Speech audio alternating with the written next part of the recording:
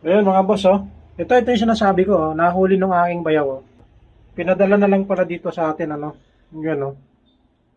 So, ito yung tinatawag na, ano. Sa kanila, ang tawag dito is lamadang. Tawag nila. Alam ko lang, lamadang. Ito yung barakuda. Napakataba niya, no.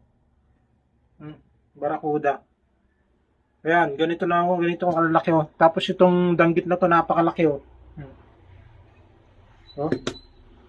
Meron pala sa ilalim. Ayan, ang lalaki, oh. Yung mga nasa ilalim, malalaki.